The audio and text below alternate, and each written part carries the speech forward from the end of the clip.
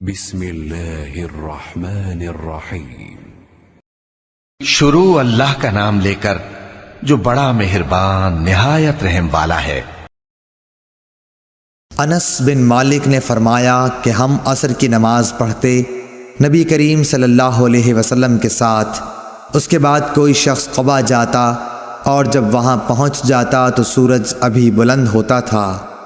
صحیح بخاری حدیث نمبر 551۔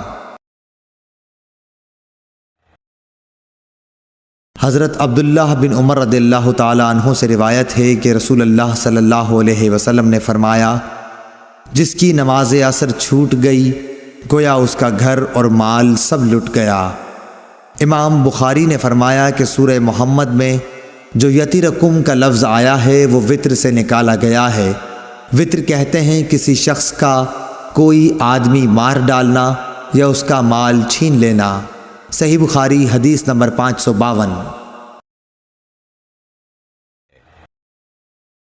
یحییٰ بن ابی کثیر نے ابو قلابہ عبداللہ بن زید سے خبر دی، انہوں نے ابو الملیح سے کہا، ہم بریدہ رضی اللہ تعالی عنہ کے ساتھ ایک سفر جنگ میں تھے، ابر و بارش کا دن تھا۔ آپ نے فرمایا کہ عصر کی نماز جلدی پڑھ لو، کیونکہ نبی صلی اللہ علیہ وسلم نے فرمایا کہ جس نے عصر کی نماز چھوڑ دی اس کا نیک عمل ضائع ہو گیا۔ صحیح بخاری حدیث نمبر 553۔ جریر بن عبداللہ بجلی رضی اللہ تعالی عنہ نے کہا، ہم نبی صلی اللہ علیہ وسلم کی خدمت میں موجود تھے، آپ نے چاند پر ایک نظر ڈالی، پھر فرمایا کہ تم اپنے رب کو آخرت میں اسی طرح دیکھو گے جیسے اس چاند کو اب دیکھ رہے ہو، اس کے دیکھنے میں تم کو کوئی زحمت بھی نہیں ہوگی۔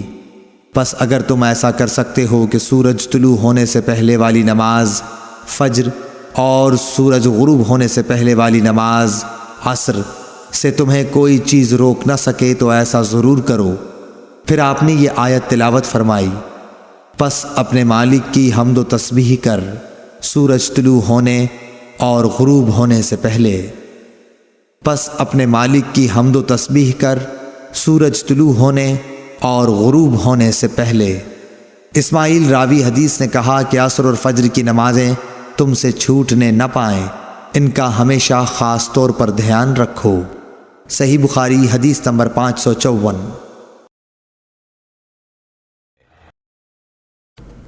حضرت ابو ہریرہ رضی اللہ تعالی عنہ سے روایت ہے کہ رسول کریم صلی اللہ علیہ وسلم نے فرمایا کہ رات اور دن میں فرشتوں کی ڈیوٹیاں بدلتی رہتی ہیں، اور فجر اور عصر کی نمازوں میں ڈیوٹی پر آنے والوں اور رخصت پانے والوں کا اجتماع ہوتا ہے۔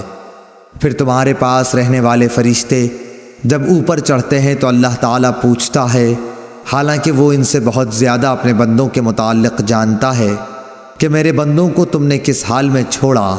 وہ جواب دیتے ہیں کہ ہم نے جب انہیں چھوڑا تو وہ فجر کی نماز پڑھ رہے تھے، اور ان کے پاس گئے تب بھی وہ عصر کی نماز پڑھ رہے تھے۔ صحیح بخاری حدیث نمبر 555۔ حضرت ابو ہریرہ رضی اللہ تعالی عنہ سے روایت ہے کہ رسول اللہ صلی اللہ علیہ وسلم نے فرمایا کہ اگر عصر کی نماز کی ایک رکعت بھی کوئی شخص سورج غروب ہونے سے پہلے پا سکا تو پوری نماز پڑھے، اس کی نماز ادا ہوئی نہ قضا۔ اسی طرح اگر سورج طلوع ہونے سے پہلے فجر کی نماز کی ایک رکعت بھی پا سکے تو پوری نماز پڑھے۔ صحیح بخاری حدیث نمبر 556۔ عبداللہ بن عمر رضی اللہ تعالیٰ عنہ سے روایت ہے، انہوں نے رسول کریم صلی اللہ علیہ وسلم سے سنا، آپ فرماتے تھے کہ تم سے پہلے کی امتوں کے مقابلے میں تمہاری زندگی صرف اتنی ہے جتنا عصر سے سورج ڈوبنے تک کا وقت ہوتا ہے۔ تو رات والوں کو تورات دی گئی تو انہوں نے اس پر صبح سے عمل کیا آدھے دن تک، پھر وہ عاجز آ گئے، کام پورا نہ کر سکے۔ ان لوگوں کو عمل کا بدلہ ایک ایک قرات بقول بعض دینار کا چوتھا سے چھٹا حصہ، اور بعض کے قول کے مطابق دینار کا 20واں حصہ دیا گیا۔ پھر انجیل والوں کو انجیل دی گئی، انہوں نے آدھے دن سے عصر تک اس پر عمل کیا اور وہ بھی عاجز آ گئے۔ ان کو بھی ایک ایک قرات ان کے عمل کا بدلہ دیا گیا۔ پھر عصر کے وقت ہم کو قرآن ملا، ہم نے اس پر سورج غروب ہونے تک عمل کیا اور کام پورا کر دیا۔ ہمیں 2 قرات ثواب ملا۔ اس پر ان دونوں کتاب والوں نے کہا، اے ہمارے پروردگار، انہیں تو آپ نے 2 قرات دیے اور ہمیں صرف ایک قرات، حالانکہ عمل ہم نے ان سے زیادہ کیا۔ اللہ عز و جل نے فرمایا، تو کیا میں نے اجر دینے میں تم پر کچھ ظلم کیا؟ انہوں نے عرض کی کہ نہیں۔ اللہ تعالیٰ نے فرمایا کہ پھر یہ زیادہ اجر دینا میرا فضل ہے، جسے چاہوں دے سکتا ہوں۔ صحیح بخاری حدیث نمبر 557۔ ابو موسیٰ اشعری عبداللہ بن قیس رضی اللہ تعالیٰ عنہ سے روایت ہے، انہوں نے نبی کریم صلی اللہ علیہ وسلم سے کہ آپ نے فرمایا کہ مسلمانوں اور یہود و نصارہ کی مثال ایک ایسے شخص کی سی ہے کہ جس نے کچھ لوگوں سے مزدوری پر رات تک کام کرنے کے لیے کہا۔ انہوں نے آدھے دن کام کیا، پھر جواب دے دیا کہ ہمیں تمہاری اجرت کی ضرورت نہیں، یہ یہود تھے۔ پھر اس شخص نے دوسرے مزدور بلائے اور ان سے کہا کہ دن کا جو حصہ باقی بچ گیا ہے، یعنی آدھا دن، اسی کو پورا کر دو، شرط کے مطابق مزدوری تمہیں ملے گی۔ انہوں نے بھی کام شروع کیا، لیکن عصر تک وہ بھی جواب دے بیٹھے، یہ نصارہ تھے۔ پس اس تیسرے گروہ نے، جو اہل اسلام ہیں، پہلے 2 گروہوں کے کام کی پوری مزدوری لے لی۔ صحیح بخاری حدیث نمبر 558۔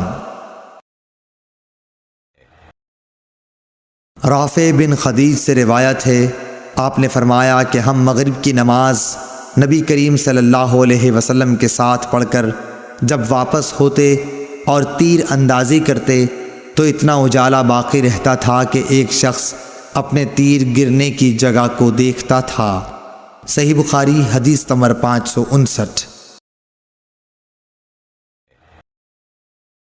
محمد بن عمرو بن حسن بن علی نے کہا کہ حجاج کا زمانہ آیا اور وہ نماز دیر کر کے پڑھایا کرتا تھا، اس لیے ہم نے حضرت جابر بن عبداللہ رضی اللہ تعالی عنہ سے اس کے بارے میں پوچھا تو انہوں نے فرمایا کہ نبی کریم صلی اللہ علیہ وسلم ظہر کی نماز ٹھیک دوپہر میں پڑھایا کرتے تھے، ابھی سورج صاف اور روشن ہوتا تو نماز عصر پڑھاتے، نماز مغرب وقت آتے ہی پڑھاتے، اور نماز عشاء کو کبھی جلدی پڑھاتے اور کبھی دیر سے۔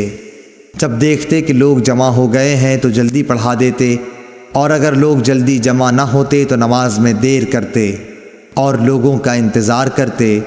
اور صبح کی نماز صحابہ رضی اللہ عنہم یا یہ کہا کہ نبی صلی اللہ علیہ وسلم اندھیرے میں پڑھتے تھے۔ صحیح بخاری حدیث نمبر 560۔